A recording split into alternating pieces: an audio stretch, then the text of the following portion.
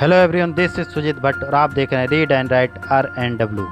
आज हम डिस्कस करने वाले कृषि सुधार बिल के बारे में। राज्यसभा में कृषि सुधार संबंधित 2 बिल पारित हुए हैं। चलिए जानते हैं इन 2 विधेयकों के बारे में। कृषक उपज व्यापार और वाणिज्य विधेयक 2020।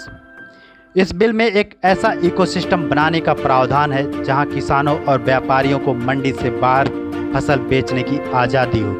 प्रावधानों में राज्यों के अंदर और 2 राज्यों के बीच व्यापार को बढ़ावा देने की बात कही गई है। मार्केटिंग और ट्रांसपोर्टेशन पर खर्च कम करने की भी बात कही गई है। कृषक कीमत आश्वासन और कृषि सेवा पर करार विधेयक 2020।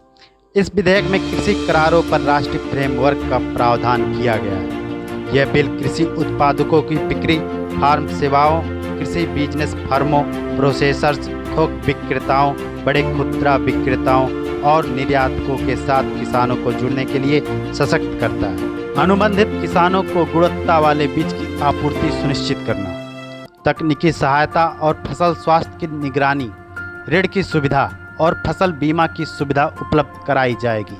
आखिर क्यों हो रहा है इस बिल का विरोध?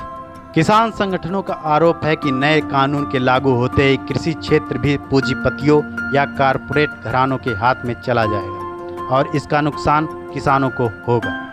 आखिर सरकार का क्या है इसमें तर्क? करार अधिनियम से कृषक सशक्त होगा। वह समान स्तर पर MNC बड़े व्यापारी आज से करार कर सकेगा तथा सरकार उसके हितों को संरक्षित करेगी। किसानों को चक्कर नहीं लगाना पड़ेगा। निश्चित समयावधि में विवाद का निपटारा एवं किसान को भुगतान सुनिश्चित होगा। किसान अपनी फसल किसी भी बाजार में अपनी मनचाही कीमत पर बेच सकेगा। इससे किसानों को अपनी उपज बेचने के अधिक अवसर मिलेंगे।